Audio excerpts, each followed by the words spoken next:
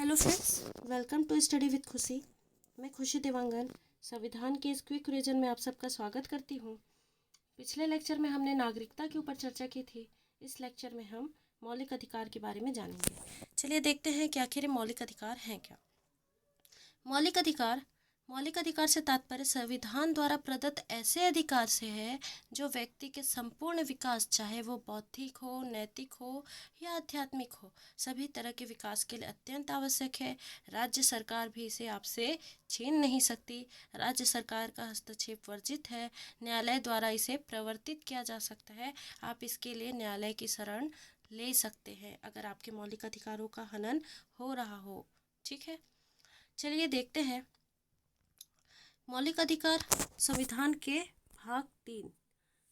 ये ऑब्जेक्टिव में 1 नंबर के क्वेश्चन में आ जाता है कि आपको पता होना चाहिए कि मौलिक अधिकार कौन से भाग में है। तो भाग 3 अनुच्छेद 12 से 35 तक वर्णित है। ठीक है, इसे ही संविधान का मैग्ना कार्टा कहते हैं। क्या कहते हैं? संविधान का मैग्ना कार्टा कहते हैं। ठीक है, मूल संविधान में 7 प्रकार के मौलिक अधिकारों का वर्णन था। ठीक है, मूल अधिकार में क्या था? 7 प्रकार के मौलिक अधिकारों का वर्णन था, जिसमें से संपत्ति का अधिकार जिसे 44वां संविधान संशोधन 1978 के तहत मूल अधिकार की सूची से हटा दिया गया। ठीक है, तो अब वर्तमान में कितने हैं? 6। मूल में कितने थे? 7। अभी कितने हैं? 6। ठीक है, तो इसके लिए एक छोटी सी ट्रिक है, आपको याद रखनी है। समस्त शोध शिक्षा का उपचार है। क्या है? समस्त शोध शिक्षा का उपचार है। तो इसमें जो कलर दिख रहे हैं वो सभी एक एक मौलिक अधिकार को वर्णित कर रहे हैं। ठीक है, जैसे सम तो समानता का अधिकार, स्त मतलब स्वतंत्रता का अधिकार, शोषण के विरुद्ध अधिकार, धार्मिक स्वतंत्रता का अधिकार, शिक्षा संस्कृति और शिक्षा संबंधी अधिकार, उपचार मतलब संवैधानिक उपचारों का अधिकार। ठीक है, आप इसे 2-3 बार बोलिए, आपको जरूर याद हो जाएगा। समस्त शोध शिक्षा का उपचार है। ठीक है, यानी समानता का अधिकार, स्वतंत्रता का अधिकार, शोषण के विरुद्ध अधिकार, धार्मिक स्वतंत्रता का अधिकार, संस्कृति शिक्षा से संबंधित अधिकार, संवैधानिक उपचारों का अधिकार। ठीक है, अगर आप देखें तो भाग 3 मौलिक अधिकार 12 से 35 तक है, जिसमें समानता का अधिकार जो है अनुच्छेद 14 से 18, स्वतंत्रता का अधिकार 19 से 22, शोषण के विरुद्ध अधिकार 23 से 24, धार्मिक स्वतंत्रता का अधिकार 25 से 28, संस्कृति और शिक्षा से संबंधित अधिकार 29 से 30, संवैधानिक उपचारों का अधिकार अनुच्छेद 32 से 35। ठीक है, आप इसे बार बार लिखिए, आपको याद हो जाएगा। चलिए आगे देखते हैं। तो जो मौलिक अधिकार है जो हमें संविधान द्वारा प्रदत्त है, उसे हम 2 कैटेगरी में डिवाइड कर सकते हैं। एक जो केवल नागरिकों यानी भारतीय नागरिकों के लिए प्राप्त है, और दूसरा जो विदेशी प्लस भारतीय नागरिकों दोनों के लिए प्राप्त है। विदेशी मतलब जो विदेश से आके भारत में रह रहे हैं, चाहे वो किसी कार्य के सिलसिले में हो, चाहे वीज़ा लेके आए हो, घूमने आए हो, या किसी भी तरीके से जो विदेशी है प्लस भारत में रहने वाले भारतीय नागरिक, इन दोनों को प्राप्त है। और जो कुछ केवल सिर्फ नागरिकों को प्राप्त है। तो जो नागरिकों को प्राप्त है वो कौन से हैं? 15, 16 लाइन से 15, 16, फिर 19, 29 और 30। ठीक है, 15, 16, 19, 29 और 30 ये केवल भारतीय नागरिकों को प्राप्त है। कुछ और फैक्ट देख लेते हैं। आर्टिकल 20 और 21 को छोड़कर सभी राष्ट्रीय आपातकाल में निलंबित हो जाते हैं। ठीक है, जब भी राष्ट्रपति राष्ट्रीय आपातकाल की घोषणा करेगा तो अनुच्छेद 20 और 21 को छोड़कर जितने भी आपको मौलिक अधिकार प्राप्त हैं वह निलंबित हो जाएंगे, खत्म नहीं होंगे, सस्पेंड हो जाएंगे। जब तक राष्ट्रपति आपातकाल रहेगा, राष्ट्रीय आपातकाल रहेगा, तब तक आपके मौलिक अधिकार सस्पेंडेड रहेंगे, निलंबित रहेंगे। लेकिन जैसे ही आपातकाल खत्म हुआ, आपके मौलिक अधिकार आपको पुनः मिल जाएंगे। ठीक है, तो आर्टिकल 20 और 21 को छोड़कर बार बार पूछता है कौन से आर्टिकल कभी निलंबित नहीं होते? कौन से? 20 और 21। ठीक है, जब आपातकाल की घोषणा राष्ट्रपति करता है तो 19 का जो आर्टिकल 19 में जो भी आपको मौलिक अधिकार दिए हुए हैं वो स्वतः निलंबित हो जाते हैं, अपने आप निलंबित हो जाते हैं। और अन्य जो बाकी बचे होते हैं उनका निलंबन राष्ट्रपति की घोषणा के बाद होता है। और ये कौन से आर्टिकल में दिया हुआ है? आर्टिकल 359, 359। ठीक है, चलिए देखते हैं कि कौन से अधिकार, कौन से मौलिक अधिकार कौन से आर्टिकल में है और उसके तहत हमें क्या क्या प्रावधान मिले हुए हैं। ठीक है, चलिए देखते हैं अनुच्छेद 14। तो अनुच्छेद 14 में है आपको विधि के समक्ष समता और विधियों का समान संरक्षण। तो मैंने आपको जब विदेशी स्रोत पढ़ाया तब बताया था कि विधि के समक्ष समता अमेरिका से लिया गया है, सॉरी ब्रिटेन से लिया गया है, ठीक है। विधि के समक्ष समता ब्रिटेन से लिया गया है और विधियों का समान संरक्षण यूएसए से लिया गया है, ठीक है। क्या बताया मैंने आपको? विधि के समक्ष समता ब्रिटेन से और विधि का समान संरक्षण अमेरिका से, ठीक है।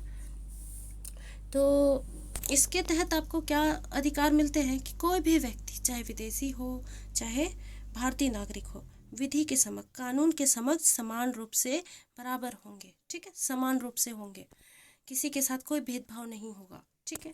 अनुच्छेद 15, अनुच्छेद 15 में क्या बोला गया है कि राज्य द्वारा किसी भी व्यक्ति के साथ ना ही धर्म, जाति, लिंग, जन्म स्थान आदि के आधार पर विभेद नहीं किया जा सकता। कोई भी राज्य सरकार हो या कोई भी इंसान कोई भी हो, किसी के साथ धर्म, जाति, लिंग, जन्म स्थान आदि के आधार पर क्या विभेद नहीं कर सकता, ठीक है। चलिए आगे देखते हैं 16। तो आर्टिकल 16 में है आपका, अनुच्छेद 16 में लोक नियोजन के विषय में अवसर की समता। लोक नियोजन के विषय में अवसर की समता मतलब शासकीय सेवाओं में आपको अवसर की समानता मिलेगी, ठीक है। अनुच्छेद 17 मोस्ट इम्पॉर्टेंट। अनुच्छेद 17 क्या है? मोस्ट इम्पॉर्टेंट है। हमेशा बार बार पूछा जाता है कि अनुच्छेद 17 में क्या है, तो अस्पृश्यता का अंत, छुआछूत का अंत, है ना। अस्पृश्यता का अंत, छुआछूत का अंत किस में है? आर्टिकल 17 में। और आर्टिकल 18 में क्या है? उपाधियों का अंत। आर्टिकल 18 में उपाधियों का अंत है, ठीक है। उपाधि मतलब जैसे कि पहले राय बहादुर की, राय साहब की, इस टाइप की उपाधियाँ मिलती थी, अभी किसी को देखा है आपने? नहीं, है ना। तो आर्टिकल 18 में क्या है? उपाधियों का अंत है, उपाधियों, ठीक है। आपको सेवा और शिक्षा से संबंधित उपाधियाँ मिल सकती हैं, जैसे आपने स्नातक किया, स्नातकोत्तर किया, तो आपको स्नातक की उपाधि मिल जाएगी, स्नातकोत्तर की उपाधि मिल जाएगी। लेकिन जो वो उपाधियाँ थी जो पहले मिलती थी, जैसे राय बहादुर हो गया, है ना, केसरे हिंद, इस टाइप की उपाधियाँ अब नहीं मिलेंगी। जो भारत रत्न है वो एक सम्मान है ना, उसे आप अपने नाम के आगे नहीं लिख सकते। जैसे सचिन तेंदुलकर को भारत रत्न से सम्मानित किया गया है, तो वो अपने नाम के आगे भारत रत्न सचिन तेंदुलकर ऐसा नहीं लिख सकता, वो एक सम्मान है, ठीक है। तो आर्टिकल अनुच्छेद जो 18 है वो उपाधियों के अंत के बारे में बात करता है, ठीक है। आगे देखते हैं अनुच्छेद 19। अनुच्छेद 19, ठीक है। तो अनुच्छेद 19 से 22 तक में आपको स्वतंत्रता का अधिकार दिया गया है, ठीक है। अनुच्छेद 19 से 22 तक आपको स्वतंत्रता का अधिकार दिया गया है। तो अनुच्छेद 19 में आपको 6 प्रकार की स्वतंत्रता दी गई है, ठीक है। अनुच्छेद 19 में 6 प्रकार की स्वतंत्रता है और एकदम लाइन से आपको याद हो जाएगा। बस मेरी जो छोटी सी कहानी है उसे ध्यान से सुनिए, फिर आपको जरूर याद हो जाएगा, ठीक है। तो पहला तो आपको किस प्रकार की स्वतंत्रता है? वाक एवं अभिव्यक्ति की, यानी बोलने की स्वतंत्रता है। अब बोलने की स्वतंत्रता है तो कुछ भी थोड़ी ना बोलेंगे आप, है ना, सोच समझ कर ही बोलेंगे, ठीक है। फिर भी आपको आर्टिकल 19 में वाक एवं अभिव्यक्ति की स्वतंत्रता दी गई है, ठीक है। तो जब आप बोलने की स्वतंत्रता है तो जाहिर सी बात है आप किसी को सम्मेलन बुलाएंगे ना, तभी तो बोलेंगे, अकेले अपने आप से थोड़ी ना बातें करेंगे, ठीक है। तो वाक एवं अभिव्यक्ति की स्वतंत्रता के बाद आपको सम्मेलन का अधिकार है, सेकंड नंबर पे सम्मेलन का। अब जब सम्मेलन बुलाएंगे तो लोग आएंगे, तो जाहिर सी बात है आपकी बातों से वे प्रेरित भी हो जाएंगे, तो आप क्या करेंगे? संघ बनाएंगे, ठीक है। तो थर्ड नंबर पे संघ बनाने का अधिकार। पहला वाक एवं अभिव्यक्ति की स्वतंत्रता, दूसरा सम्मेलन का अधिकार, तीसरा संघ बनाने का अधिकार। अब चलिए आपने संघ बना लिया, तो संघ बना के क्या करेंगे? तो आप कहते हैं कि चलिए हम भारत घूमने जाएंगे। कहाँ जाएंगे? भारत घूमने जाएंगे, ठीक है। तो भारत घूमने जाएंगे मतलब चौथा नंबर में क्या है? भारत के राज्य क्षेत्र के किसी भी भाग में सर्वत्र आबाद संचरण करने का अधिकार है, ठीक है। मतलब आप कहीं भी भारत के किसी भी क्षेत्र में निर्बाध रूप से घूम सकते हैं, ठीक है।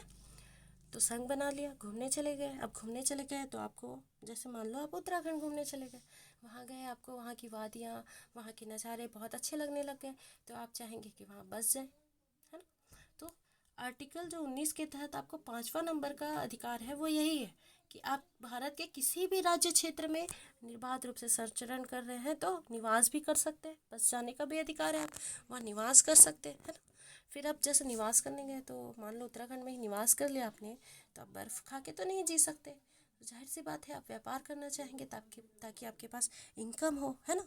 तो आप वहाँ जाके व्यापार करेंगे, मतलब आपको पहले ही स्वतंत्रता क्या है, वाक एवं अभिव्यक्ति की स्वतंत्रता, फिर शांतिपूर्वक सम्मेलन करने का अधिकार, तीसरा संघ बनाने का अधिकार, चौथा राज्य के किसी भी क्षेत्र में संचरण करने का, घूमने का अधिकार, है ना, पांचवा निवास करने का अधिकार, राज्य के किसी भी क्षेत्र में निवास करने का अधिकार, फिर छठवा भारत के किसी भी राज्य क्षेत्र में व्यापार करने का अधिकार। आई होप आपको ये एकदम इसी तरीके से याद हो गया होगा।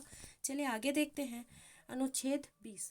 तो अनुच्छेद 20 में क्या है आपके पास, अनुच्छेद 20 में अपराध के लिए दोष सिद्धि के संबंध में संरक्षण, मतलब जैसे कि आपको किसी भी व्यक्ति को किसी अपराध के लिए जैसे कोई भी अपराध है जो वर्तमान कानून के अनुसार अपराध की श्रेणी में नहीं आता तो उसे दोषी नहीं माना जाएगा।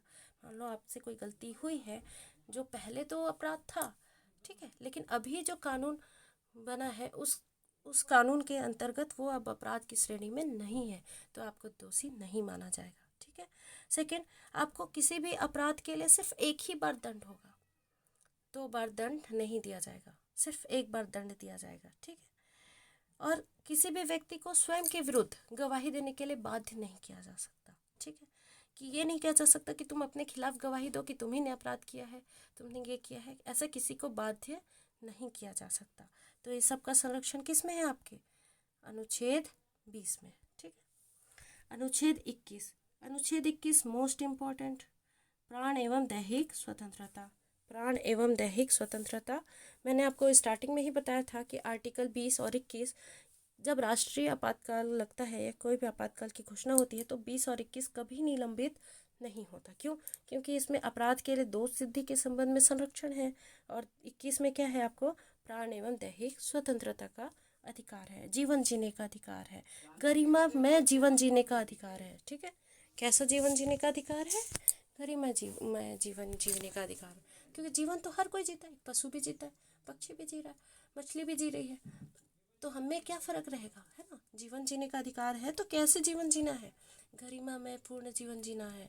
मेनका गांधीवाद में ये चीज़ क्लियर हुई थी, है ना। तो इसी के तहत आपको अनुच्छेद 21 क में शिक्षा संबंधी अधिकार दिया गया है, ठीक है।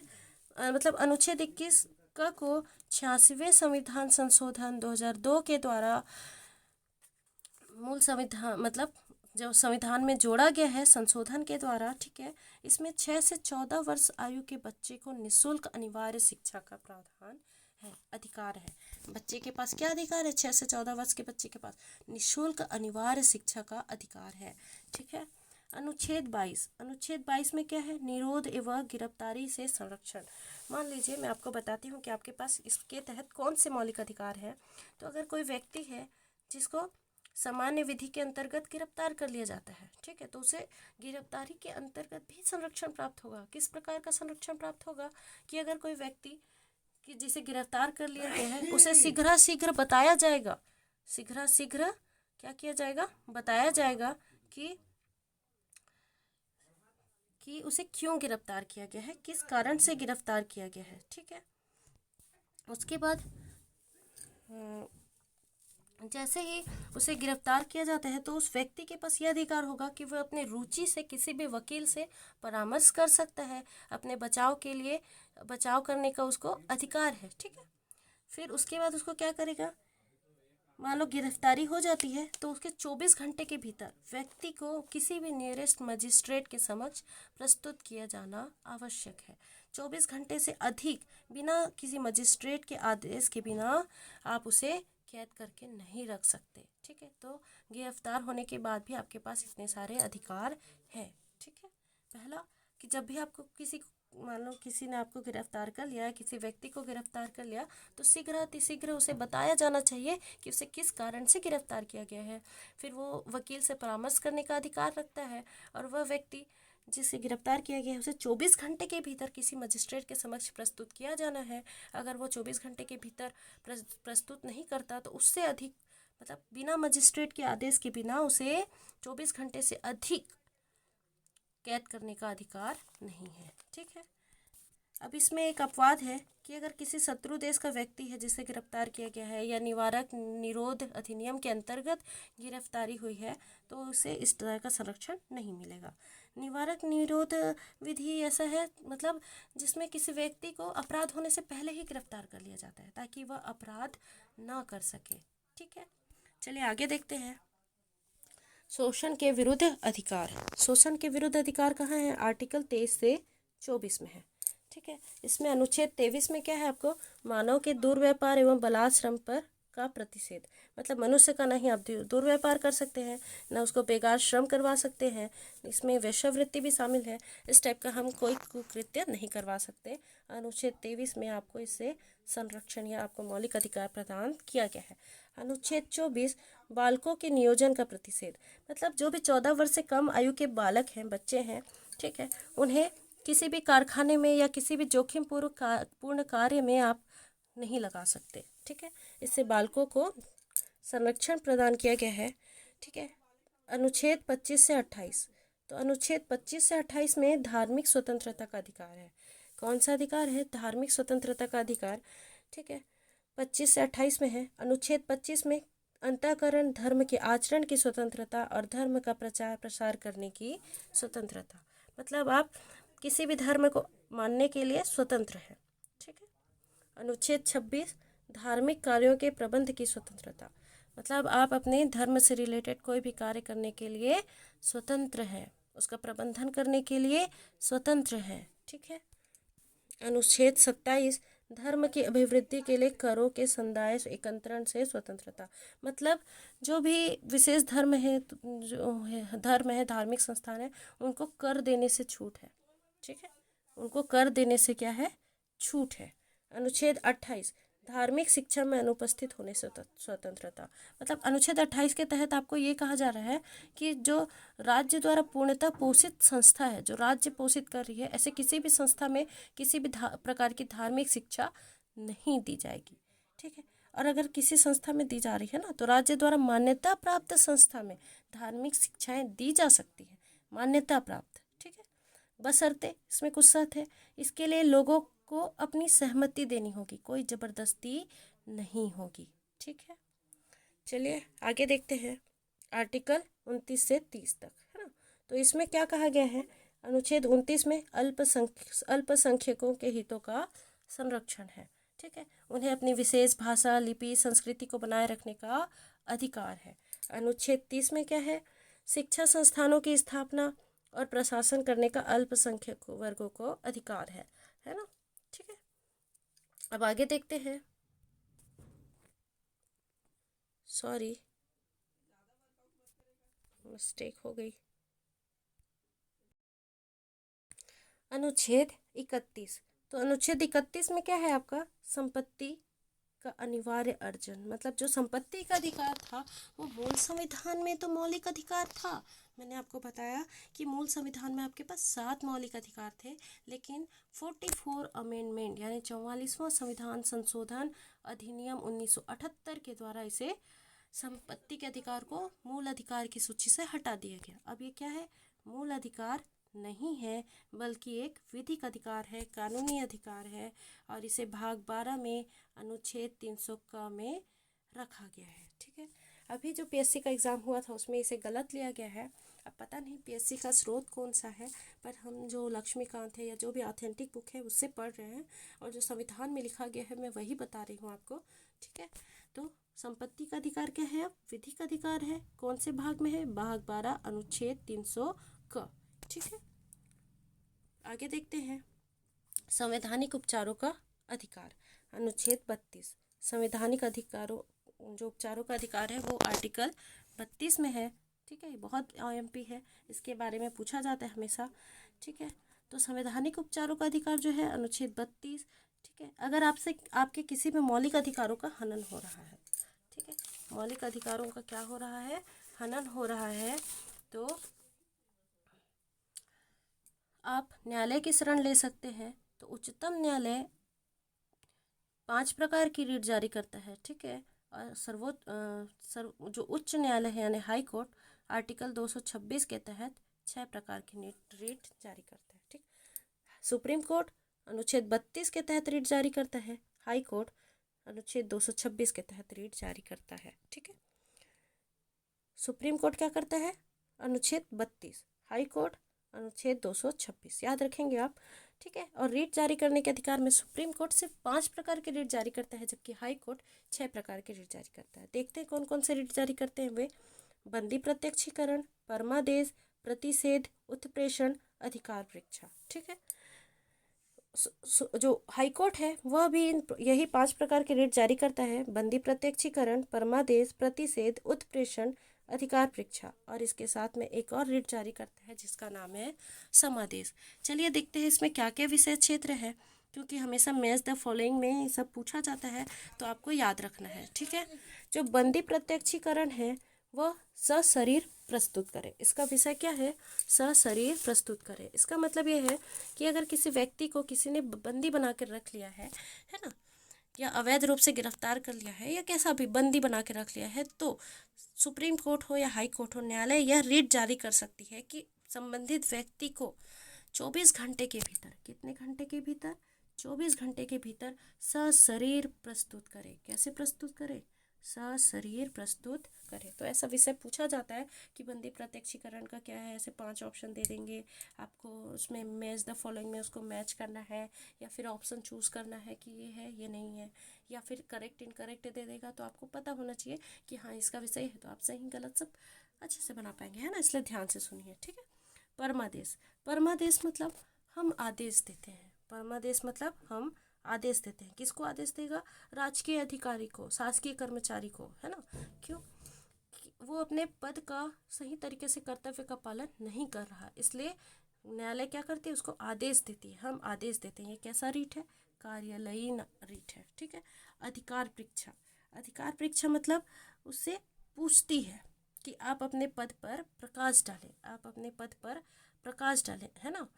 किसको पूछेगी? शासकीय कर्मचारी को, राजकीय अधिकारी को, कि आपकी जो पद है उसकी वैधता की जांच करना चाहती है न्यायालय, है ना, ठीक है। तो इसका क्या है? अधिकार परीक्षा का आप अपने पद पर प्रकाश डालें या किस अधिकार से, ठीक है। उत्प्रेषण, उत्प्रेषण मतलब पूर्णतः सूचित करें, पूर्णतः सूचित करें। ये अधीनस्थ न्यायालयों को, जो उच्चतम न्यायालय है वो अपने अधीनस्थ न्यायालय को, जो उच्च न्यायालय है ना, उच्चस्थ न्यायालय है, वो अपने अधीनस्थ न्यायालयों को ये रीट जारी करती है। जो लोक महत्व के विषय होते हैं, जो एकदम लोक महत्व के जो विषय मुद्दे हैं, उसे अपने पास मंगवाने के लिए ये रीट जारी करती है। कहती है कि पूर्णतः सूचित करें। प्रतिषेध, प्रतिषेध मतलब हम मना करते हैं। प्रतिषेध मतलब हम मना करते हैं। ये कैसा रीट है? न्यायालयीन रीट है, ठीक है। ये भी न्यायालयीन रीट है। उत्प्रेषण और प्रतिषेध दोनों न्यायालयीन रीट है, ठीक है। ये भी कौन जारी करता है? जो उच्चस्थ न्यायालय है अपने अधीनस्थ न्यायालय को जारी करता है। मतलब हायर कोर्ट जो है अपने लोअर कोर्ट को जारी करता है, ठीक है। और इसका मतलब क्या है? हम मना करते हैं, मतलब किस अधिकार, अपने जो लोअर कोर्ट है वो अपने अधिकार क्षेत्र के बाहर के मामलों पर अगर सुनवाई कर रहा होता है तो उसको जो उससे ऊपर की कोर्ट होती है वो उसे मना करती है कि आप इस पर कार्रवाई ना करें, इस पर सुनवाई ना करें, ठीक है। मैंने कहा था कि जो हाई कोर्ट है वो 6 प्रकार की रीट जारी करती है, तो 6वां रीट जो है वो हाई कोर्ट से संबंधित है। समादेश, ये भी एक कार्यालयीन रीट है और इसका अर्थ है, इसका विषय क्षेत्र है हम आदेश देते हैं, ठीक है। चलिए कुछ और देखते हैं, ठीक है। कुछ और देखते हैं फैक्ट, कि जो संवैधानिक उपचारों का अधिकार था इसे भीमराव अंबेडकर ने संविधान की आत्मा कहा है, ठीक है। संविधान की आत्मा कहा है, ठीक है। आई होप आपको अच्छे से मौलिक अधिकार समझ में आया होगा, ठीक है। इससे संबंधित MCQ हम 1 घंटे के बाद इसी अपने YouTube चैनल पर अपलोड करेंगे। इसका PDF आपको हमारे टेलीग्राम चैनल पे मिल जाएगा, तो आप टेलीग्राम चैनल पर जाकर इसका PDF डाउनलोड कर सकते हैं, और MCQ के PDF भी आपको टेलीग्राम के लिंक पर मिल जाएगा। आपको हमारा ये प्रयास कैसा लगा कमेंट बॉक्स में ज़रूर बताइए। अगर आप इससे और मतलब आपको कुछ डाउट हो या कुछ पूछना हो, कुछ जानकारी चाहिए हो, तो आप ज़रूर पूछ सकते हैं। चैनल को लास्ट तक देखने के लिए, वीडियो को लास्ट तक देखने के लिए धन्यवाद। चैनल पर बने रहने के लिए भी धन्यवाद। अगर आपको हमारा प्रयास अच्छा लगा तो शेयर करिए, सब्सक्राइब करिए। Thank you.